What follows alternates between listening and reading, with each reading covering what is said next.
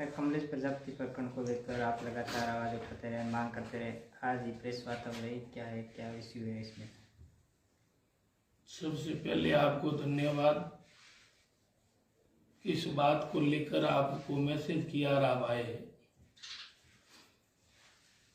बाड़मेर जिले में पहली बार इस तरह की घटना को जो षड्यंत्र पूर्वक अंजाम दिया गया, उस रात की घटना से लेकर आज दिन तक 36 कौम की आवाम में पुलिस के प्रति जो आक्रोश है कि पुलिस के ऊपर जो दाग लगा है, पहली बार अपने जिले में जो घटना एनकाउंटर जिसका नाम दिया गया, कुछ बातों को लेकर लोगों में संदेह और शंका है कि पुलिस के ऊपर आम जनता में विश्वास होता है,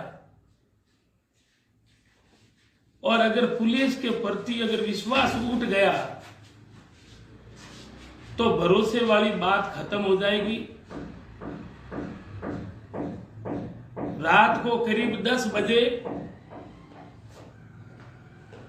दल बल और तैयारी के साथ में पुलिस गई, और कुछ बातों का मैं खुलासा करना चाहता हूं कि लोगों को संदेह इसलिए है कि जिस कमलेश प्रजापति को कुख्यात बताया जा रहा है, उसने सामने से फायरिंग नहीं की, और पुलिस अधीक्षक और हेड कांस्टेबल के बीच की बात में भी अंतर आ रहा है। एक कह रहा है सामने से गोलीबारी हुई और पुलिस अधीक्षक जी कह रहे नहीं हुई। इस बात के अंतर से लेकर 10 बजे की घटना के बाद 2 बजे के बाद में तहसीलदार जी और पटवारी को मकान के अंदर तलाशी में शामिल किया गया। तो हम पूछना चाहते हैं कि 4 घंटा 3 घंटे की देरी का कारण क्या है? कोई भी घर की तलाशी ली जाती है तो मोहल्ले के या किसी पत्रकार या प्रशासन के किसी अधिकारी या आम समाज सेवी को साथ में रखा जाता है, तो वो क्यों नहीं रखा गया? और बाद में भारी मात्रा में जो बातें बता रहे हैं कि ये बरामद हुआ, वो बरामद हुआ, तो ये घटना पहले घटित हुई, उनकी जो गोलीबारी से मौत हुई पहले हुई, तो वो घटना तो घटित हो गई थी, तो बाद में कौन सी जल्दबाजी थी कि लोगों को साथ में क्यों नहीं रखा? पहले तो ये बरामद नहीं हुआ, उसके उपरांत में उसको कुख्यात बताया जा रहा है, तो उसने कौन सा हत्या कोई की है? कोई उन्होंने हत्या या बड़ा अपराध नहीं किया। सुनने में आ रहा है 2-3 मुकदमे उनके ऊपर है।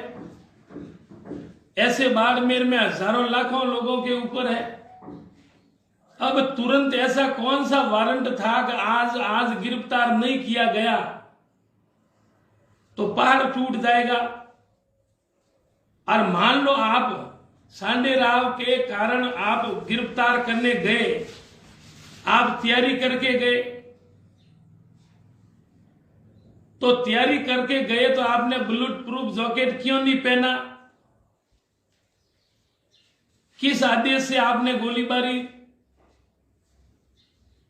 अगर 40 लोगों का पुलिस का जाब्ता, बड़े बड़े अधिकारी, और एक व्यक्ति को गिरफ्तार करने के लिए गोली चलानी पड़ती है, और आप तैयारी में गए और बाद में कह रहे सांडे राव पाली जिले से मैसेज आया कि उस नाकाबंदी तोड़ने में यह भी शामिल था, तो ये घटना कोई कल और आज की तो नहीं है, महीनों पहले की घटना है। और जो कमलेश प्रजापति को कुख्यात बताया जा रहा है वो बाड़मेर में था, तो उनको आज नहीं तो कल पकड़ लेते या पहले पकड़ लेते। जिस व्यक्ति के ऊपर 3 मुकदमे हैं, एक में उन्होंने सजा याफ्ता सजा काट दी, बाकी प्रकरण न्यायालय में है, तो सांडे राव प्रकरण में नामजद ये आरोपी भी नहीं है। और मान लिया कि आपको डाउट है कि ये है, तो आप इनको कभी पकड़ सकते। 2-3 महीना पहले की घटना का रात को इस तरह का अंजाम देना, वो बाल बच्चों सहित घर में था और किसी घर के अंदर इतना बड़ा जाब्ता, और ये गोली सलानी पड़े, इनसे ज्यादा दुर्भाग्य की बात हो ही नहीं सकती। और पुलिस के ऊपर जो कलंक है, जो दाग लगा है बाड़मेर जिले में पहली बार, मैं चाहता हूं ये दाग आप हटाए। और हमने पहले भी निवेदन किया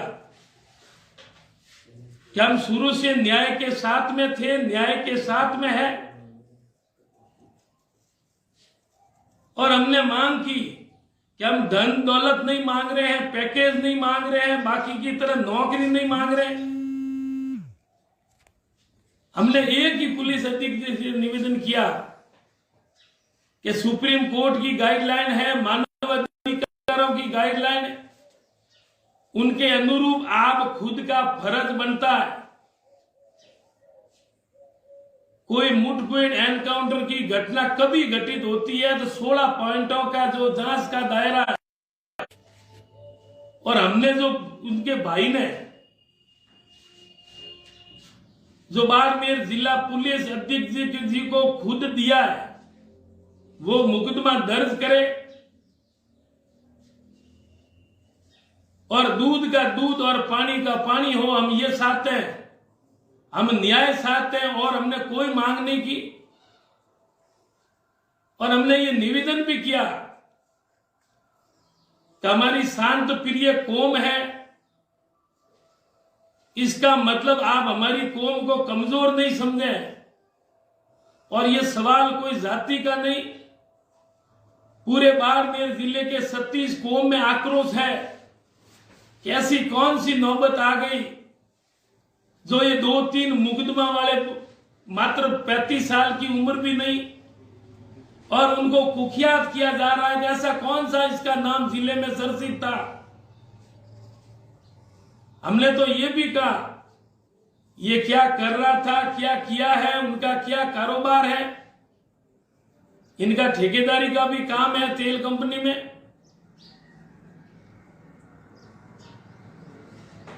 लेकिन उनको मारने की नौबत क्यों आई और देरी